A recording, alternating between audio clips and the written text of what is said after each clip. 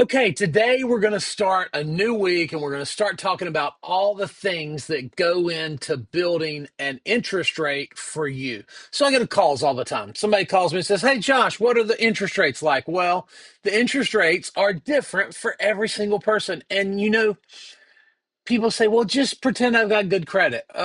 That's not enough. There are so many things that go into building an interest rate. So let's talk about what some of those things are. Your credit score, of course, that makes a big difference in your interest rate.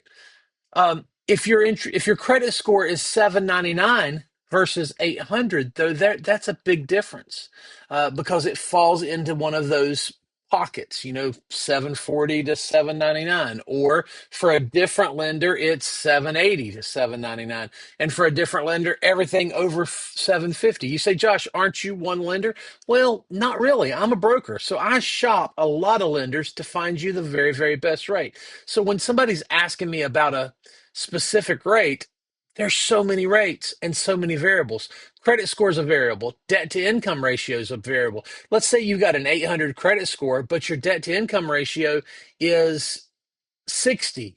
It doesn't matter. Your rate is going to be crap, or you're not going to get a rate at all because you're just going to be denied for the loan. You say, but what else matters? Well, your income, the type of income, whether you're self-employed or W-2, whether you're 1099 or S corp, or all of those different variables matter. The bond market causes the rates to go up and down. The Federal Reserve policy impacts the rate. The lender's pipeline impacts the rate. You say, what does that mean? Well, if the various lenders out there have a lot of loans going, they don't give the best rate. Sometimes Jerome Powell or whoever the Fed chairman is when you're watching this video makes an announcement that the rates are going down, and in reality rates go up for borrowers because lenders say, "Okay, I'm going to get plenty of loans," just because public perception is rates are going down, so they don't have to give as good of a rate. The loan amount, the loan to value. In other words, if you're buying an $800,000 house and you want to borrow $200,000 on it, that's only 25%. So it's a really low loan to value. But if you're buying a $200,000 house and you want to borrow $200,000 on it, that's a high 100% loan to value. You want to borrow for 30 years or 20 years or 15 years or 10 years, that impacts it. You want to live in the house or rent the house or use it as an Airbnb, or you want to buy it as a second home.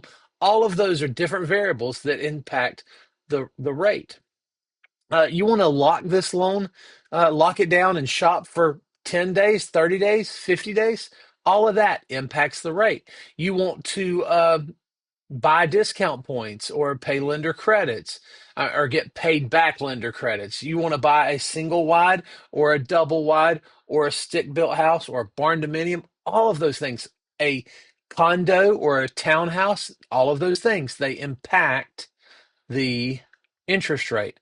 The interest rates also impacted by the state you live in or the county that you're buying in.